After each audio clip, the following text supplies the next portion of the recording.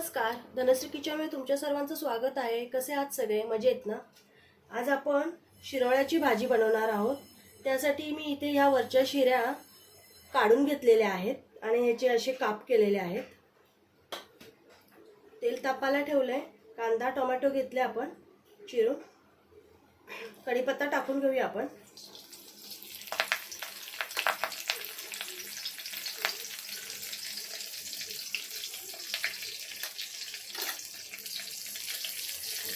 थोडंसं जिरं टाकूया, थोडीशी राई टाकूया,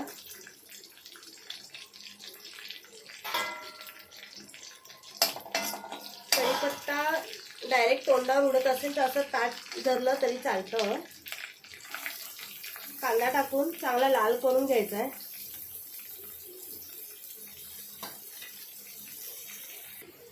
कांदा लाल झाला, टोमॅटो टाकून घेऊया। थोडं मीठ टाकून घेऊया।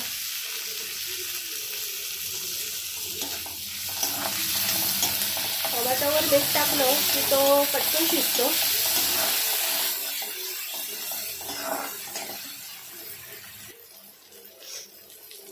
इथे मी वाटण घेतलंय, ते वाटण टाकते।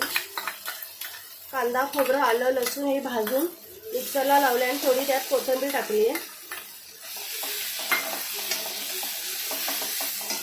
लगेच आपण इथे मसाले टाकून घेऊया। हळद टाकायची आहे, धना पावडर टाकायची आहे, लाल तिखट तुमच्या आवडीनुसार टाका। मी एक चमचाच टाकले, हे काश्मीरी लाल आहे 1 चमचा। आणि हा घाटी मसाला आहे, कांदा लसूण मसाला।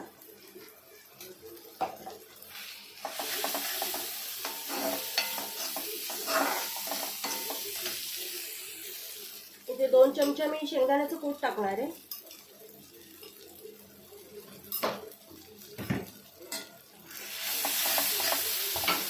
हलवून घ्यायचंय चांगलं आणि आपण भाजी टाकून घेऊया।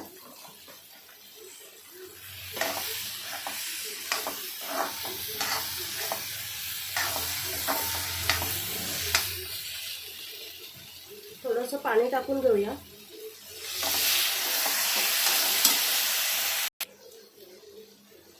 चवीनुसार मीठ टाकायचं आहे। आपण आधी पण मीठ टाकलंय, त्यामुळे थोडंसं मीठ टाकायचं आहे।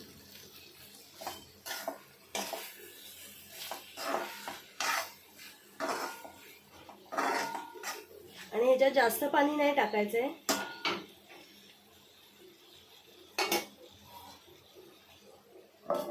गॅस एकदम बारीक ठेवायचा आहे आणि ताटावर पाणी ठेवायचं आहे। अशा प्रकारे भाजी शिजवून घ्यायची आहे। भाजी आपण बघून घेऊया।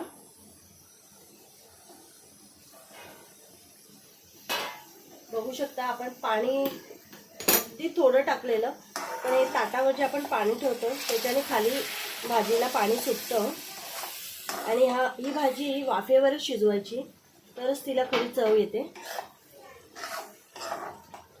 अजून भाजी शिजली नाहीये, आपण अजून तिला शिजवून घेऊया।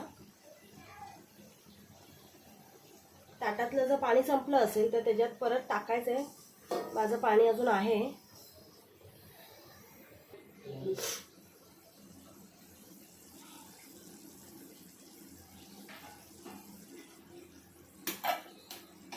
अशा प्रकारे आपली भाजी शिजलेली आहे।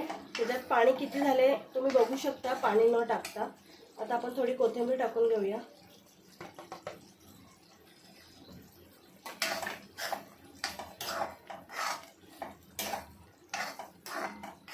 भाजी आपली शिजली आहे चांगली। अशा प्रकारे मी गॅस बंद करते।